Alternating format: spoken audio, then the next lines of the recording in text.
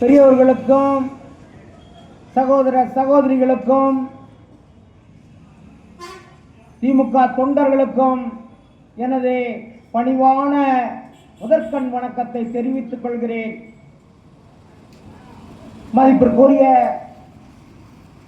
துணை முதல்வர் உதயநிதி அவர்கள் ஒரே ஒரு செங்கல்லை வைத்து எளிமையாக புன்னகை சிரிப்புடன் பிஜேபியை தோலுறுத்தி காட்டி 40க்கு 40 வென்றாரோ, அதே போல சகோதர சகோதரிகள் பெண்கள் எடப்பாடியினுடைய சோதனை ஆட்சியை சொல்லி தளபதியாருடைய 4.5 ஆண்டு சாதனை ஆட்சியை சொல்லி மக்களுக்கு புரிய வைத்து அவரை முதல்வராக்க அயராது பாடுபடுவோம்.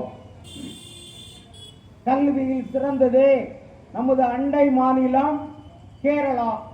அங்குள்ள மக்கள் ஒருவரை எந்த சமூக தொண்டு செய்யாமலும் சமூக பணி செய்யாமலும் தலைவராக ஏற்றுக்கொள்வதில்லை. நாமோ கல்வியில் 2வது இடத்தில் உள்ளோம்.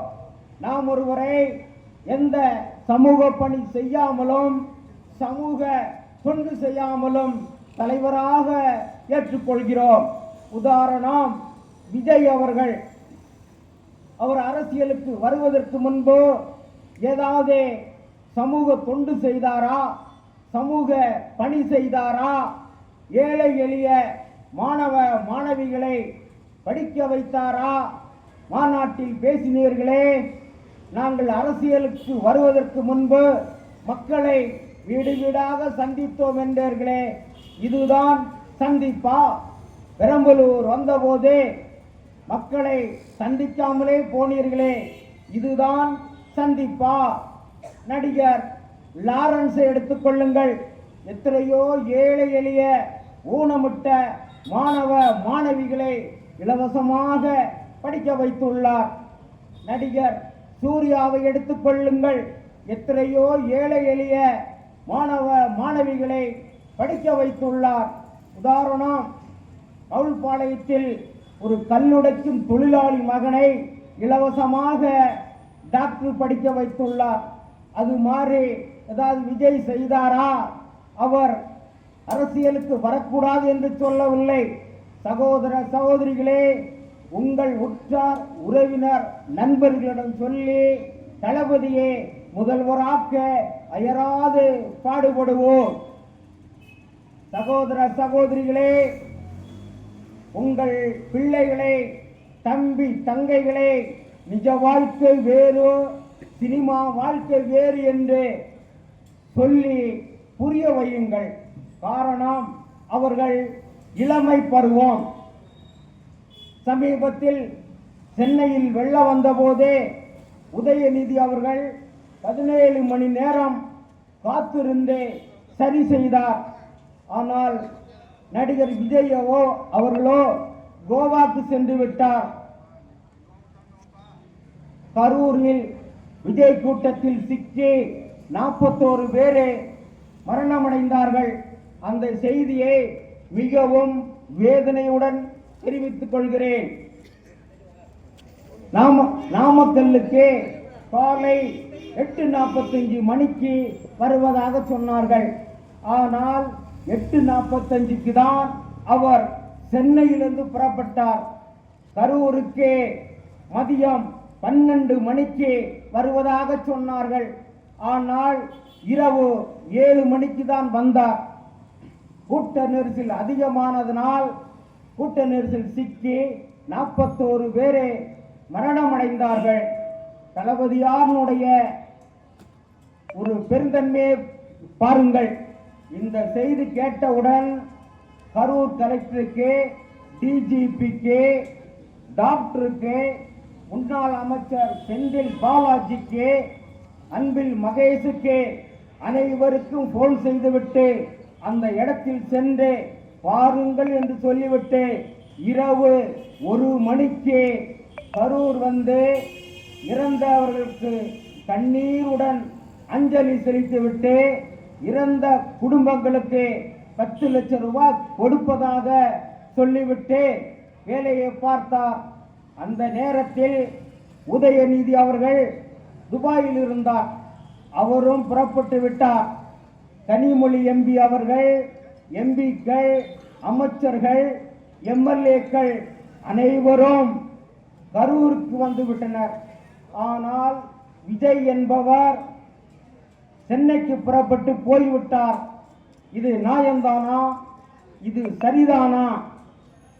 தளபதி அவர்கள் விஜயை பார்க்கவில்லை, கட்சியை பார்க்கவில்லை. இறந்தவர்கள் நம்முடைய நண்பர்கள், நம்முடைய உறவினர்கள், நம்மளுடைய குடும்பத்தில் உள்ளவர்கள் என்று நினைத்து தமிழ் மக்களுக்காக ஒரு சேவையாக நினைத்து செய்தார். இது மாதிரி ஏதாவது ஒரு முதலமைச்சர் உண்டா? ஆபத்து என்றால் ஓடோடி வருகின்ற ஒரே முதல்வர் நம் தளபதி அவர்கள். விஜய் அவர்களே, இறந்த குடும்பங்களுக்கு நேரில் சென்று அஞ்சலி செலுத்த வேண்டும் என்று உங்களுக்கு தெரியாதா? உங்களை ஆதரிப்பவர்கள் சொல்லித் தரவில்லையா? பல ஆண்டுகளுக்கு முன்னால் ஒரு இன மக்கள் மாறாப்பிலே சேலை போட முடியாமல் இருந்தது. தெருக்களிலே செருப்பணிந்து கொண்டு நடக்க முடியாமல் இருந்தது. சமஸ்கிருதம் தெரிந்திருந்தால்தான் டாக்டருக்கு படிக்க முடியும் என்ற நிலை இருந்தது. இதையெல்லாம் படிப்படியாக மாற்றியது நீதி கட்சி, பெரியார், கலைஞர், தளபதி.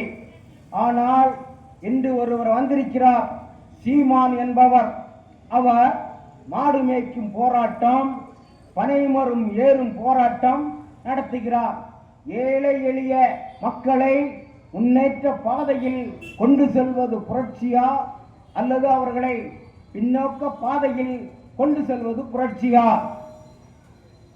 மண்ணின் மைந்தன் மதிப்பிற்குரிய ராசா அவர்கள் ஒரு கிராமத்தில் வாழ்ந்தவர்.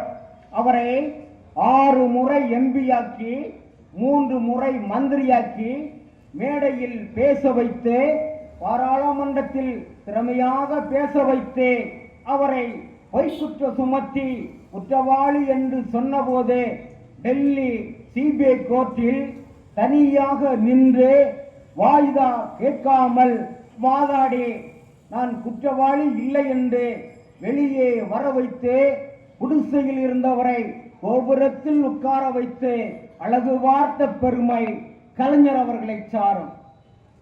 தளபதியார் அவர்கள் இன்னும் சற்று மேலே சென்று கழகத்தின் துணை பொதுச் செயலாளர் பதவி கொடுத்து அழகு பார்த்தார். பிற்படுத்தப்பட்ட மக்களுக்கு இடஒதுக்கீடு வாங்கி கொடுத்த விபி சிங்கிற்கு சென்னையிலே சிலை அமைத்தவர் தளபதியார் அவர்கள். ஏழை எளிய மாணவ மாணவிகள் படிக்க வேண்டுமென்ற உயர்ந்த எண்ணத்தில் காலை உணவு திட்டத்தை கொண்டு வந்தவர் தளபதியார் அவர்கள். அரசு பள்ளியிலே படித்த மாணவ மாணவிகள் கல்லூரிக்கு சென்றால் மாதம் 1000 ரூபாய் கொடுத்தவர் தளபதி அவர்கள். பெண்களுக்கு மாதம் 1000 ரூபாய் உரிமை தொகை கொடுத்தவர் தளபதியார் அவர்கள். அரசு நகர பேருந்திலே இலவசமாக பெண்களுக்கு பயணம் செய்ய வைத்தவர் தளபதி அவர்கள். அனைத்து ஜாதியினரும் அர்ச்சகராகலாம் என்று சட்டம் கொண்டு வந்தவர் தளபதி அவர்கள். பெண்களும் அர்ச்சகராகலாம் என்று சட்டம் கொண்டு வந்தவர் தளபதி அவர்கள். தமிழ்நாட்டில் 11 பெண்களுக்கு மேயர் பதவி கொடுத்து அவர்களுடைய வாழ்க்கையை உயர்த்தியவர் தளபதி அவர்கள். தமிழ்நாட்டுக்கு கொடுக்க வேண்டிய நிதியை மோடி அரசு சரியாக கொடுக்கவில்லை. அப்படி இருந்தும் பட்ஜெட்டில் சொல்ல முடியாத திட்டங்களை வாரி வழங்கி உள்ளார். 20 லட்சம் மாணவர்களுக்கு லேப்டாப் கொடுப்பதாக சொல்லி இருந்தார் தளபதி அவர்கள். திருமணமான புதியதே அப்போதே விசா சட்டத்தில் கைது செய்து சிறையில் அடைத்தார்கள். சிறை கொடுமை தாங்காமல் சிட்டிபாபு என்பவர் மரணமடைந்தார்கள். அப்போது அந்த அதிகாரிகள் சொன்னார்கள், நீ மன்னிப்பு கடிதம் எழுதி கொடுத்து விடு, உன்னை விட்டு விடுகிறோம் என்று சொன்னார்கள். உடனே தளபதியார் சொன்ன வார்த்தை, சிட்டிபாவுக்கு ஏற்பட்ட நிலைமை எனக்கு ஏற்பட்டாலும் கவலை இல்லை, நான் ஒருபோதும் மன்னிப்பு கடிதம் எழுதி கொடுக்க மாட்டேன் என்று சொன்னார். அப்படி மறுபிறவி எடுத்து வந்ததினால் இன்று எத்தனையோ ஏழை எளிய குடும்பங்களும் பெண்களும் மாணவ மாணவிகளும் பயனடைந்துள்ளார்கள்.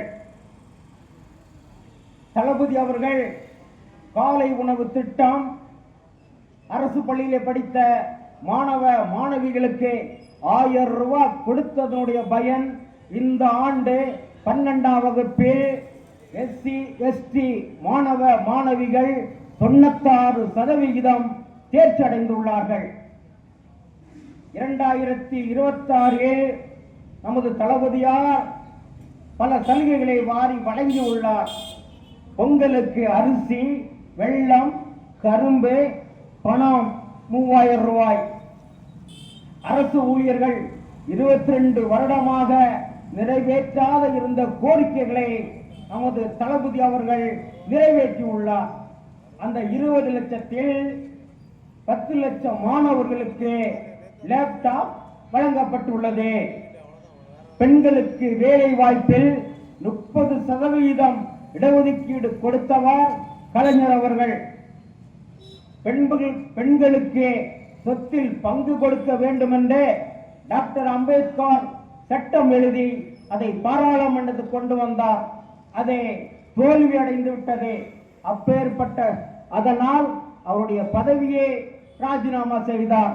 அப்பேற்பட்ட சட்டத்தை கலைஞர் அவர்கள் பெண்களுக்கு சொத்தில் பங்கு உண்டு என்று சொல்லி பெண்களுடைய வாழ்க்கையை உயர்த்தியவர் கலைஞர் அவர்கள். விவசாயிகளுக்கு இலவச மின்சாரம் கொடுத்து விவசாயிகளை உயர்த்தியவர் கலைஞர் அவர்கள். தமிழுக்காக கன்னியாகுமரியில் திருவள்ளுவருக்கு சிலை அமைத்தவர் கலைஞர் அவர்கள்.